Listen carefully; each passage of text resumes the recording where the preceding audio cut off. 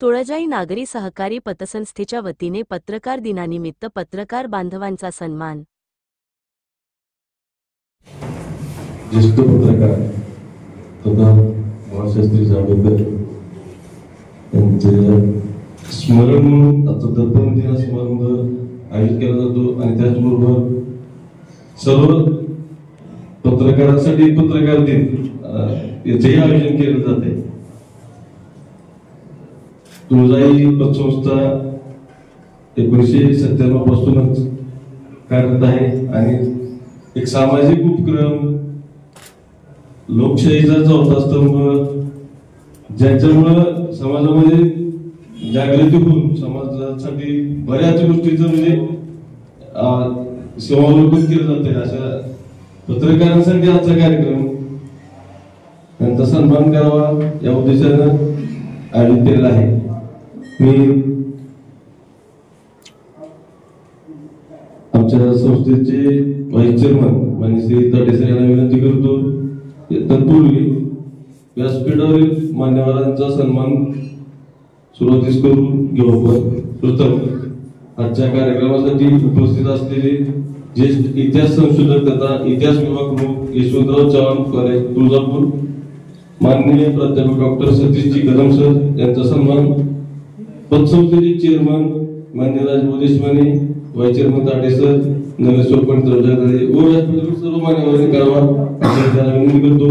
4 सन्मान कर्तृत्वाचा इन्स्टिट्यूट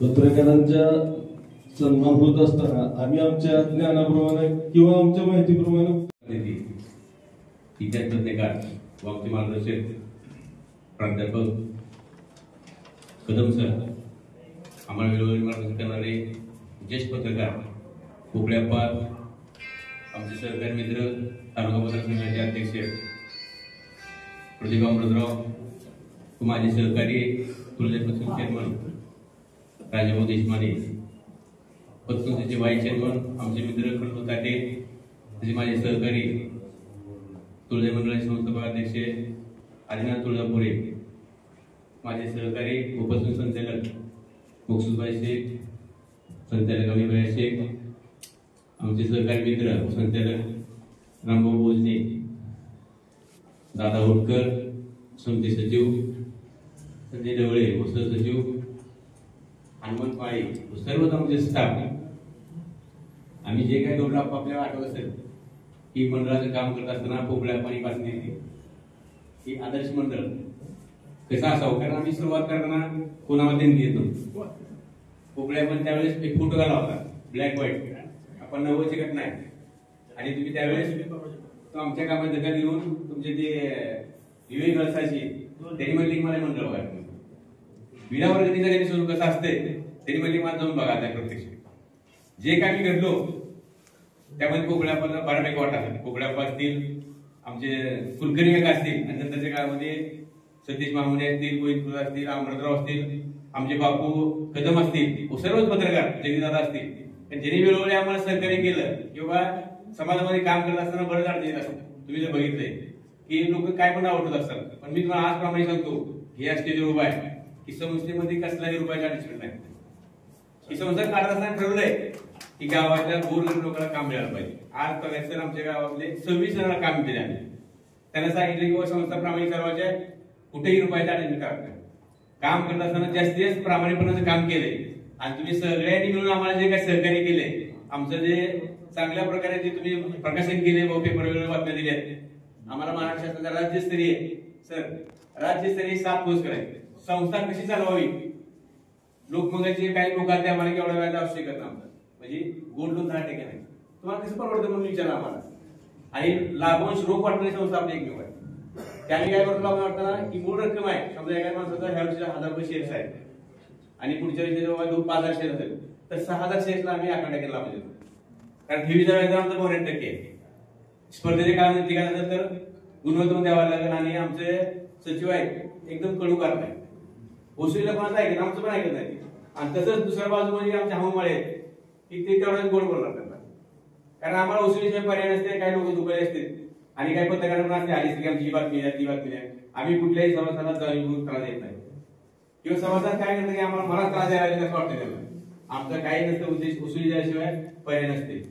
तुमच्या सर्व पत्रकारांना माझी विनंती आहे की तुम्ही समाज एक जागरूक घ्यावं. तिसरा डोळा आहे, चौथा स्तंभ आहे की तुम्ही बातम्या देत असताना समाजामध्ये दुसरी बाजू पण द्या आणि सुखाची बाजू पण द्या. आम्ही म्हणत नाही की चांगली द्या, दुसरी बाजू देणं तुमचं काम आहे. कारण समाजामध्ये ज्या वंचित घटक आहे, जांभेकरांनी त्यांच्या शिक्षक होते, इतिहासकार होते आणि पत्रकार होते, ते त्यांच्या आयुष्यामध्ये समाजामधल्या ज्या दुसऱ्या बाजू आहेत त्या प्रकर्षाने मांडण्याचा प्रयत्न केला आणि समाज जागरूक केला.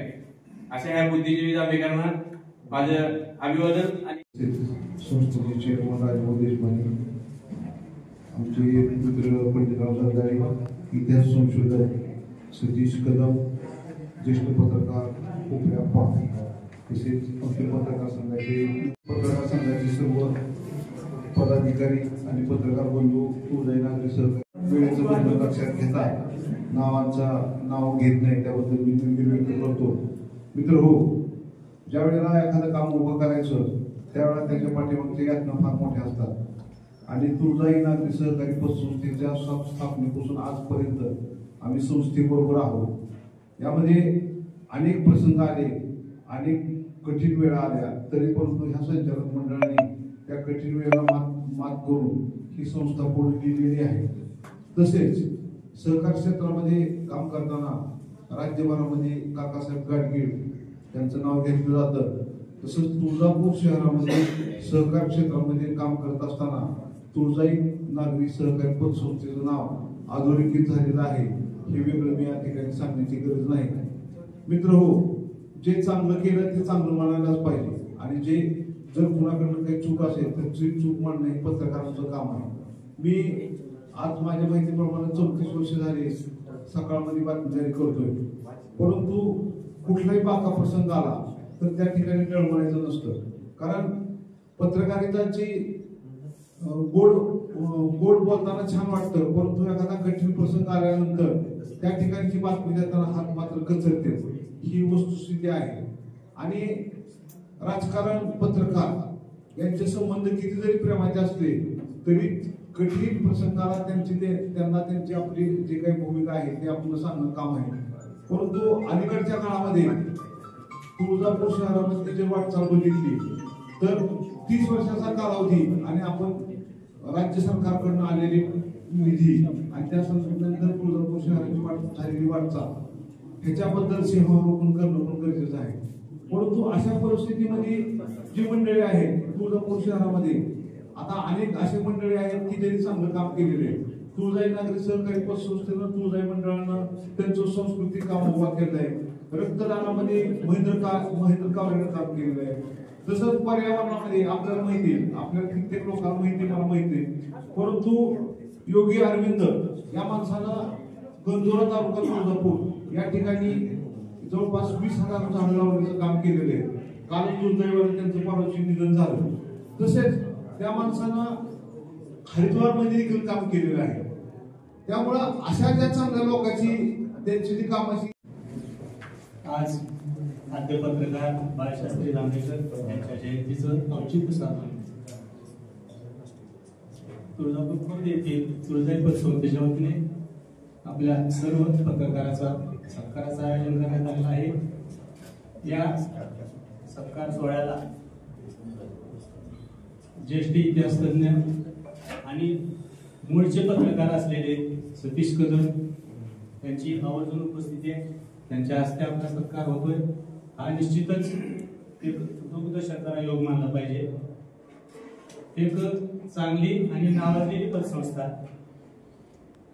या पतसंस्थेचे चेअरमन राजाभाऊ देशपांडे, पंडितराव सरदारे, साठे सर या सर्वांच्या योगदानातून उभारलेली चांगल्या पतसंस्थेतून होत असलेला हा चांगला सत्कार निश्चितच आपल्या पत्रकारासाठी मार्गदर्शक ठरणार आहे.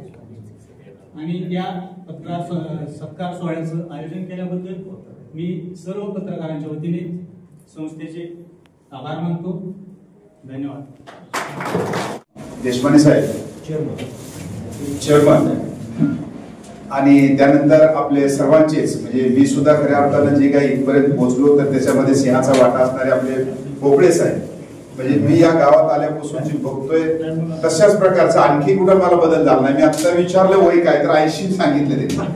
तर हा एक मला छान अशा प्रकारचं त्यांचं त्या ठिकाणी उपस्थिती जाणवली. त्यानंतर आपले प्रदीप भैया जे अध्यक्ष आहेत, या सर्वांना नूतन कार्यकारिणीला प्रथमतः मी या ठिकाणी धन्यवाद देतो, आपलं अभिनंदन करतो. आपल्या हातून अशाच प्रकारचं छान जे काम असेल हे काम घडो. 6 जून 1832 म्हणजे आजच्या दिवशी खऱ्या अर्थानं ज्याला आपण दर्पण दिवस बाळशास्त्री जांभेकरांनी जे पहिलं मराठी वर्तमानपत्र सुरू केलं. मात्र या वर्तमानपत्राचा जर आपण आढावा घेतला तर हे पहिलं वर्तमानपत्र भारतातलं नाही. तर पहिलं वर्तमानपत्र भारतातलं जे निघालेलं आहे तर ते आहे 29 जानेवारी 1780 रोजी बंगाल गजेट नावाचं पहिलं वर्तमानपत्र या देशामध्ये निघालं. तर हा योग घेत असताना आपण आता किती सुधारलो बघा. मला आठवतंय मी एक वर्ष 1.5 वर्ष पत्रकारिता केली, त्यातले 1-2 अनुभव निश्चित तुम्हाला मी सांगेन. तर वर्तमानपत्र काढत असताना आमच्याच अडचणी फक्त जर सांगितलं तर आपल्याला नवीन पिढीला आश्चर्य वाटायला लागेल. आम्हाला एखादी अपघात झाला असेल किंवा काहीतरी झाला असेल तर त्यावेळेला ना फोन होता ना मोबाईल होता. रात्री आम्हाला 11, 11:30 वाजायचे. त्या तार ऑफिस मध्ये जायचं, ती तार खडखुड करायला लागायची, तिथं प्रेस थांबलेली असायची आणि मग पुन्हा त्यानंतर कसं तरी यायचं. फोटो तर फारच कठीण प्रसंग त्या कारखान्यामध्ये होता. तर अशा रीतीने एकंदर दर्पण 1832 ला त्या ठिकाणी कसं काढलं असेल याचा जर आपण ज्यावेळेस मी आढावा घेतला, हे 8 पानाचं दर्पण वर्तमानपत्र. तर या वर्तमानपत्राचा ज्यावेळेस आपण आढावा घेतला की मुंबईमध्ये हे निघालेलं आहे आणि मुंबईमध्ये इंग्रजी बोलणाऱ्याची वाचनाची संख्या जास्त होती. पण ह्या 8 पानी जे वर्तमानपत्र होतं एका बाजूला इंग्लिश असायचं, दुसऱ्या बाजूला मराठी एकाच. हे त्रैमासिक सुरुवातीला निघालं. तर त्यावेळेला या त्रैमासिकाची जी किंमत होती 3 महिन्याची किंमत होती फक्त 6 रुपये आणि याचा जो खप बघितला आपण 300 पानाचा खप त्या ठिकाणी होता. तर अशा रीतीने एकंदर ही वर्तमानपत्राची वाटचाल आपल्याला सुरू झालेली आपल्याला दिसते. तर हे होत असताना आपण जगातलं भरपूर बोलतो, मात्र माझा जी सवय आहे किंवा मला जी पकड जिथून मिळाली आपल्या सर्वांनाच खरं तर तो संदेश आहे की माझे गाव श्रेष्ठ. हे ज्यावेळेस आपण मानतो तर त्यावेळेस खऱ्या अर्थानं जगामध्ये आपल्याला एक वेगळं स्थान मिळतं. कारण आपल्या लोकांनी मानल्याशिवाय जग कसं मानणार तुम्हाला. बाकीचं वाचून घेऊन आपण जगातली काही माहिती या ठिकाणी मी तुम्हाला सांगू शकतो. मात्र 2 प्रसंग या ठिकाणी मी तुम्हाला सांगतोय की हे सांगत असताना या गावचं सुद्धा भरपूर काही काढण्याचं मी काम केलं. अर्थात म्हणजे आपला जास्त इंटरॅक्शन काही फार काही तेवढं चांगलं झालं नाही असं मी कबूल करेन. मी उस्मानाला राहत असल्यामुळं उस्मानातून बातम्या माझ्या जास्त आल्या. कदाचित आपली लोक म्हणत असतील सर माझ्याकडे बातम्या येत नाही, तसं काही नाही आहे. मी तुम्हाला सांगतो, तुम्ही पत्रकार असाल, मी इतिहासाचं काम करतो असो, न्यायाधीश असेल, या तिघांचं एकच मत असलं पाहिजे की आपली वृत्ती ही न्यायाधीशाची असली पाहिजे. मिळत म्हणजे आज जे आहे तेच मी बोलणार. आता तुम्ही यांचा सत्कार केलात, कदाचित उद्या तुम्हाला काय सापडलं असेल पतसंस्थेचं, मी खुल्या मनानं जे म्हणजे मोठं पण मन आहे या आमच्या मेंबरचं, त्यांनी सांगितलं की स्पष्टपणे तुम्ही सांगा. आपण आपलं मत कुठल्याही ह्याच्यामध्ये न घालणं त्यालाच आपण पत्रकार म्हणतो. भले मी जेवलो असेल, उद्या एखादा कार्यक्रम आहे तिथं जेवलं, त्यांचं मला जेवत असताना काही सापडलं असेल, हे जेवण दुसऱ्याकडून दिलं, कुणाच तरी त्यांनी लाच घेऊन हे जेवण आपल्याला दिले एखाद्या म्हणजे कुठल्या आपण जिथं जेवायला गेलो ते सुद्धा दुसऱ्या दिवशी चौकटीमध्ये आपण छापलं पाहिजे, त्याला आपण पत्रकार म्हणतो. तर अशा रीतीनं हे होत असताना 1-2 अनुभव एवढ्या करता मी तुम्हाला सांगत होतो की याचे 2 वर्तमानपत्रही मी काढले. खास करून आपल्या इथले जे घाटशिळ आहे, घाटशिळचा फोटो माझ्या नावाने पुन्हा सर्वच जण पब्लिश करायला लागले. मात्र 10 वर्षापूर्वी पुजारी मंडळामध्ये जे आम्ही अधिवेशन घेतलं होतं, इतिहासाचं अधिवेशन घेतलं होतं महाराष्ट्र इतिहास परिषदेचं, तर त्यावेळेला तो फोटो जो घाटशिळचा फोटो दिसतोय तुम्हाला, तर तो फोटो मी लंडनच्या लायब्ररीतून त्या ठिकाणी मागवलेला होता. म्हणजे लंडनच्या लायब्ररीचा मी सदस्य आहे, तर तिथून तो फोटो मागवला होता.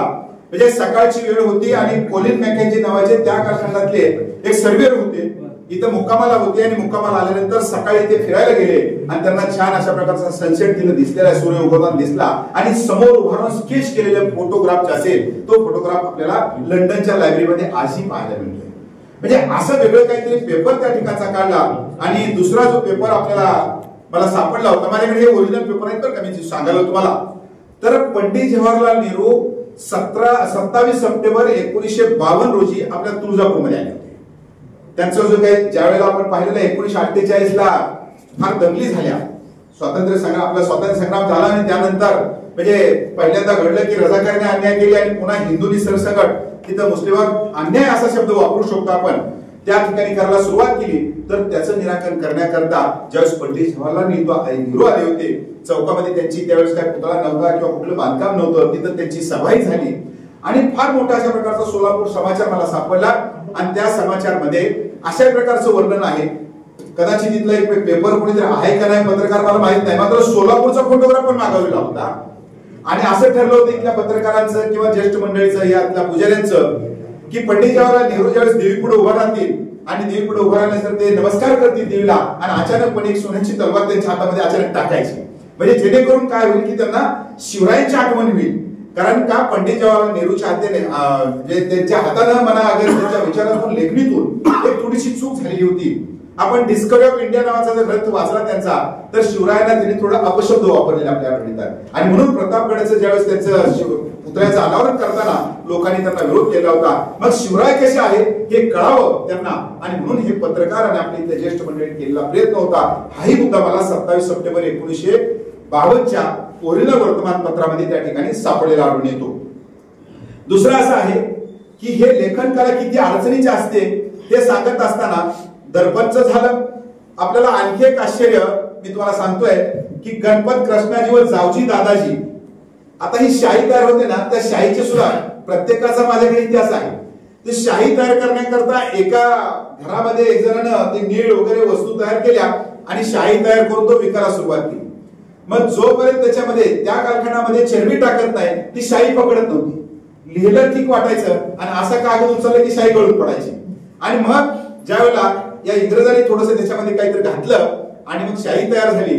आता याचा अपप्रचार अशा प्रकारचा झाला की शाही तयार झाली, याच्यामध्ये गुराची चरबी आहे, गायीची चरबी आहे, मग त्याला कुणी घेत नाही. खास करून त्यावेळेला सनातनी मंडळी जी पोथी पुराण घेत होती यांनी याच्यावर आक्षेप घेतला आणि म्हणून आता सांगितलेले गणपत कृष्णाजी आणि जावजी दादाजी यांनी 1893 साली तुपातली शाही तयार केली आणि तुपातल्या शाहीचं गुरुचरित्र लिहिलं आणि ते गुरुचरित्र त्या कारखान्यामध्ये फार प्रसिद्ध पावलेलं आपल्याला मिळते. म्हणजे अशा प्रकारचा वेगवेगळ्या प्रकारचा इतिहास आपण ज्यावेळेस पाहतो, हे पाहत असताना सामन्याचे प्रतिनिधी इथे बसलाय. आपल्याला माहित आहे का की माहित असेल कदाचित, नसलं तर मी उजागर करतोय. सामना जो वर्तमानपत्र आहे, सामना वर्तमानपत्र माढ्यातल्या एका सर्वसामान्य आपल्यासारख्या पत्रकाराचा आहे.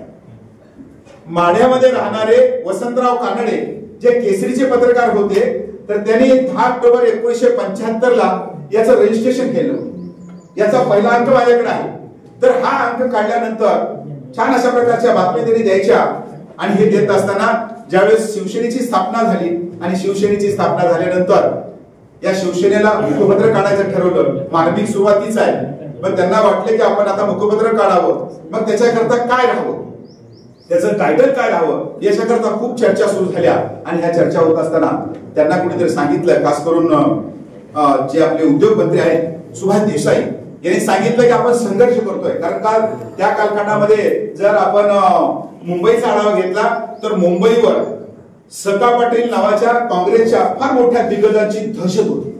एक प्रकारची दहशत शब्द वापरतोय, कारण त्यांच्या विरोधात किंवा त्यांनी टाकलेल्या उमेदवाराच्या विरोधात कुणाची उभारायची सुद्धा ताकद नव्हती सत्ता पाटलाच्या. आणि अशा वेळेला जी काही शिवसेना असेल त्यांच्या विरोधात त्या ठिकाणी लढते आहे. मग आपलं वर्तमानपत्र जे असेल सामना राहावं.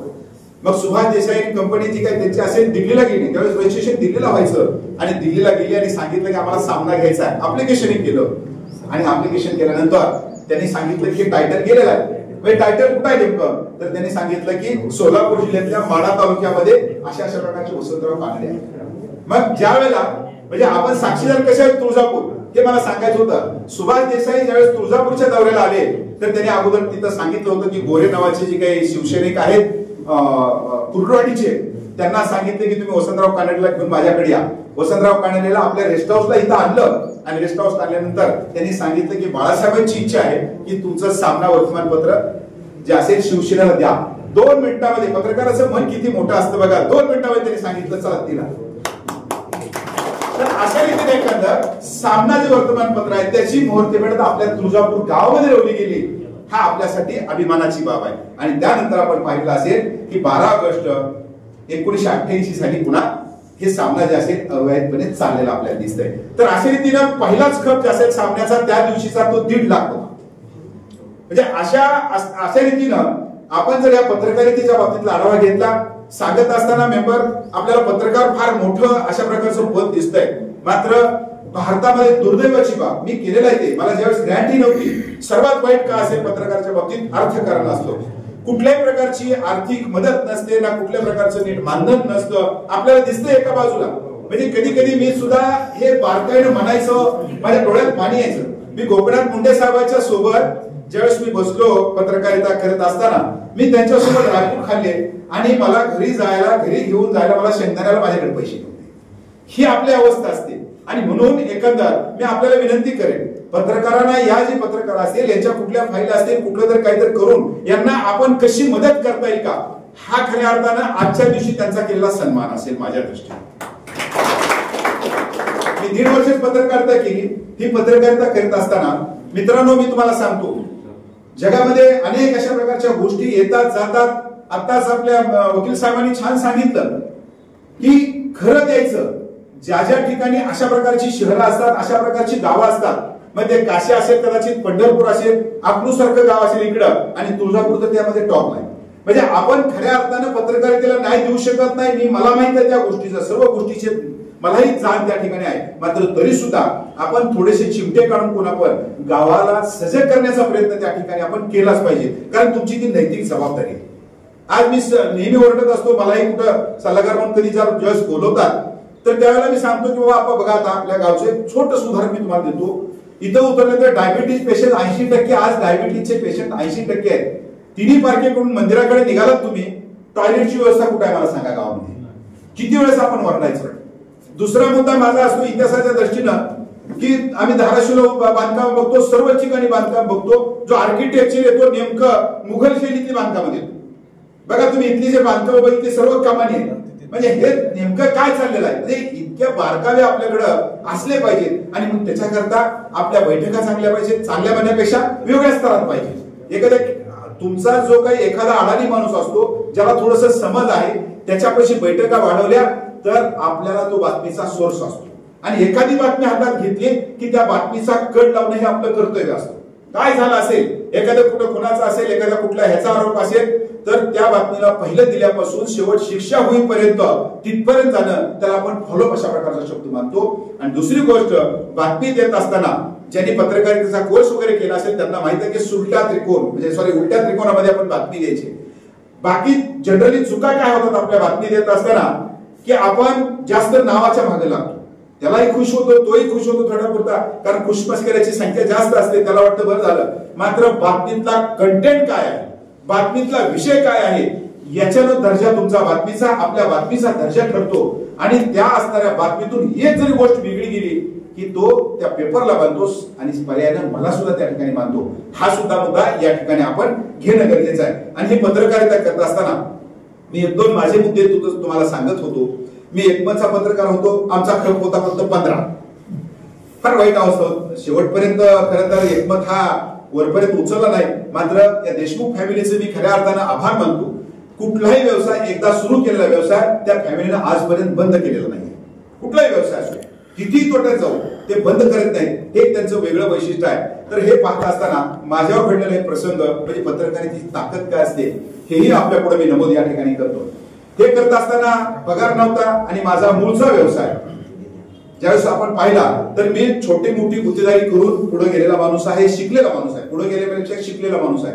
10वी नंतर शाळा सोडल्यानंतर मी कुठल्याही कॉलेजमध्ये न जाता 10,000ची, 20,000ची, 50,000ची कामं करत करत मी आपलं कॉलेज केलं. तर हे करत असताना मी ज्यावेळेस एकदा साईटवर चाललो होतो, मंगरुळ या ठिकाणी एसटी माझी रॉकेलवरली होती, माझ्या गाडीवर बसलेले आहेत आप्पा बऱ्याच वेळेला. तर त्या असणाऱ्या ज्यावेळेस गाडीवर जात असताना त्यावेळेस ना जिपा होत्या ना त्यावेळेस काही एसटी एक सकाळी गेली की संध्याकाळी असायची, मात्र कॉलेज गाठायचं आहे. आणि नेमकी मंगरुळून येत असताना या बाजूला एक छोटस गाव आहे ना मंगरुळच्या अलीकडे ते खताचा कारखाना, तर तिथं काय झालं की गाडी पंक्चर झाली. पहिल्या काळातल्या बुलेट असतील, पहिल्या काळातल्या जे तुमचे एसटी असतील, तर याचं पंक्चर एका माणसाच्या हातचं काम नव्हतं, ते चाक काढायचं, अक्षर फुल असायचा असा, ते कुत्रे असायचे असे केलेले. मग मला माणूस पाहिजे म्हणून मी काय केलं, चाक पंक्चर झालं, मग शेजारी काहीतरी काम चालू आहे म्हणून मी एका माणसाला बोलवलं. मला वाटलं विहीर चालू आहे, माझंही नॉलेज नव्हतं त्यावेळेला, वय कमी 25-26 वर्षाचं. त्या माणसाला मी बोलवलं, त्यानं धरलं व्यवस्थितपणे, चाक उचललं, मग एक गाडी आली, मी गेलो, कॉलेज केलं आणि 3 वाजता ते चाक घेऊन पुन्हा गेलो.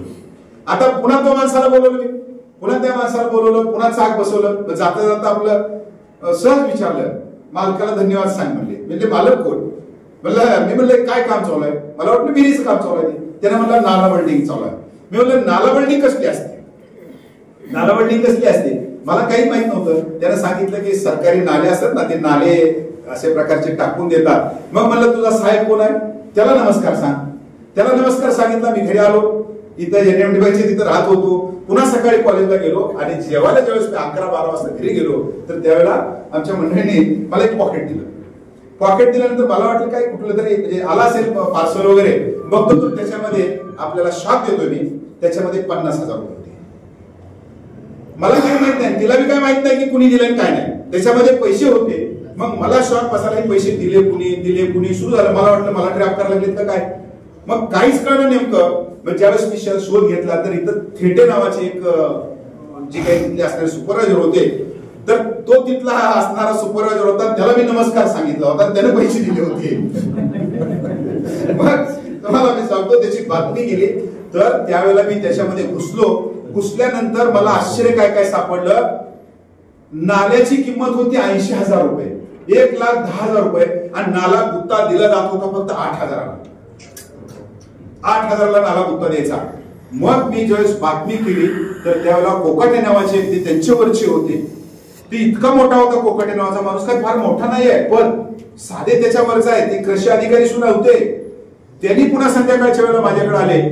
मारुती व्हॅन अशी टाकलेली, त्याच्यामध्ये गाड्या टाकलेल्या होत्या मारुती व्हॅन मध्ये, आणि मला म्हणले सर मूर्ख आहे आमचा माणूस. म्हणलं काय वापर केला पाहिजे, नाहीतर आपली जी काही मुलं बाळ असतील त्याला आपण न्याय देऊ शकत नाही. म्हणून मी ज्यावेळेस मी गुत्तेदारी त्यांच्या माध्यमातून 1-2 कामं गेली, मला त्याच्यामध्ये तब्बल 5,00,000-6 लाख म्हणजे अशा रीतीने एकंदर चांगल्या मार्गाने त्या ठिकाणी आपण पुढे जातो. तर त्यावेळेला निश्चितच आपलं सुद्धा चांगलं होत आहे. आणि हे होत असताना मला तुळजापूरची सेवा करायला ज्यावेळेस संधी मिळाली, तर ही संधी मिळत असताना मी 1-2 जणांना बोललोही होतो की तुळजापूरच्या घाटातला जो इतिहास मला सापडला, की आपल्याला वाटतं आज तुळजापूर किती श्रीमंत झालं वगैरे. मित्रांनो 1898 साली माझ्याकडे एक फोटो आहे. तो फोटो जर तुम्ही बघितला तर 2 दिवस आपल्याला झोप येणार नाही. 2 दिवस. 1898ला दुष्काळ पडलेला होता. माणसाला उभा करण्याकरता इथं काठी धरावं लागत होती, अशी असं उभा राहू शकत नव्हता. हाडाची काढ झाली पूर्णपणे. त्या माणसाचं वजन 15-16 किलोच्या पुढे दिसत नाहीये. तर त्यांच्याकडूनच 1898 साली हा आपला जो पूल असेल, घाटातला पूल आहे, तो घाटातला पूल आपल्या मजुरांकडून तयार करून घेतलेला आहे. घाटामध्ये 30 फूट उंचीचा पूल आहे, हे सुद्धा आपल्या किती जणांना माहिती आहे. तर अशा रीतीनं जी बातमी देत असताना सर्वांगीण त्या ठिकाणी बातमी आपण द्यावी, नाहीतर समाज कशा प्रकारचा असतो, समाजाशी किंवा समाजातल्या वाईट प्रवृत्तीचं एका वाक्यामध्ये विश्लेषण या ठिकाणी करेल. तर तो समाज अशा रीतीने असतो की गांजाच्या झाडानं तुळशीला पवित्र विचारू नये, कारण का त्याच्यासाठी चारित्र्य पवित्र असावं लागतं. तर अशा असणाऱ्या दुष्ट प्रवृत्तीकडे आपण जायचं कुठल्याही प्रकारचं काम नाही आहे. आपण आपली जी काही चाकरी असेल ही चाकरी व्यवस्थितपणे करायची. पूर्णपणे 100% तर कुणीच सुद्धा राहू शकत नाही आहे. मात्र माझं काम हे नैतिकतेला धरून असावं, थोडंफार तरी त्याच्यामध्ये मला समाजसेवा हा घटक असावा. एवढं घेतल्यानंतर पैसा, प्रसिद्धी, सर्व काही जे असेल तुम्हाला यश त्याच्यामध्ये निश्चितच मिळेल. आज मी पत्रकार, त्यानंतर असणारा सेमी पत्रकार आहे. युट्यूबच्या माध्यमातून मी मॉनिटायझर झालेला आहे. माझं कालच एक जर रील बघितला आपण तर ते मिलेनियम मध्ये गेलेलं आहे. मला त्याचीही पेमेंट त्या ठिकाणी सुरुवात झाली आहे. आणि पुण्यनगरीच्या माध्यमातून बघतोय की आज श्रीकांत भाऊ बसलेले मालक ते सांगतात की मी कुणाचंच वाचत नाही, पण कदम सरांचा पुढला लेख कुठला आहे हे मी बघतो आणि मला पाहिजे. ते सांगितलं सर कोरा चेक घ्या, पण आमचं परिवार तुम्ही सोडू नका. श्रीपाद सबनीसला त्यांनी बाजूला काढलं किंवा राही भिडेंना सुद्धा त्यांनी बाजूला काढलं. मात्र मला दरवर्षी सांगतात की सर तुम्हाला काय लिहायचं ते लिहा, कारण मी माझ्या विषयाशी प्रामाणिक आहे हे मला निश्चितच माहित आहे. कारण का जगामध्ये खराब कसं असते सांगतो तुम्हाला. तुम्ही असेल, मी असेल, मी तुमच्या मनासारखा जर नाही वागलो की तुम्ही खराब असता. तुम्ही चांगलंच वागत असता, कुणाला काही वाईट वागायची काही गरज नसते. तर अशा रीतीने एकंदर आपण आपली सेवा घडत असताना माझ्या माध्यमातून जगाला काय देता येईल का, एवढा भाव आपण मनामध्ये ठेवूया. कारण का माणसं येतात जातात आणि म्हणून इतिहासाच्या व्याख्येमध्ये एकच सांगायचं होतं, जगावं तर असं जगावं इतिहासाने माझ्यासाठी सुद्धा हे पान राखावं. हे पान राखण्याचं काम आपल्या माध्यमातून त्या ठिकाणी व्हावं एवढीच माफक अपेक्षा या ठिकाणी व्यक्त करतो. माझं कुणावरही काही नाही आहे किंवा कुठल्याही प्रकारचं नाही. ज्यावेळेस जवळ माणूस येतो की मला का सांगत नाही, बिलकुल नाही. तुम्ही कुणीही माझ्या जवळ मला कुठल्याही बातमीच्या बाबतीत किंवा कुठल्या सोर्सच्या बाबतीत मी तुम्हाला हक्कानं सांगतो, इतिहासासारखा या तुळजाभवानीच्या साक्षीनं तिच्या आशीर्वादानं या तुळजापूरसाठी माझ्यासारखा सोर्स नाही. मी अभिमानानं आपल्या पुढे या ठिकाणी व्यक्त होतो. कारण मी इथंच नाही तर नेपाळमध्ये त्या ठिकाणी असणारे तुळजाभवानीचे मंदिरं 15 दिवस राहून काढली आणि 43 देशाच्या पुढे जगामध्ये पहिल्यांदा तुळजाभवानी नेण्याचं काम मी केलं. श्रीलंकेमध्ये तुळजाभवानी त्या ठिकाणी घेऊन गेलो होतो. तर या तुळजाभवानीची या परिसराची आपण सर्वजण मिळून सेवा करूया आणि मला सुद्धा कुठं खरीचा वाटा आपल्या उचलायची वेळ आली तर मला हक्काने या ठिकाणी सांगा.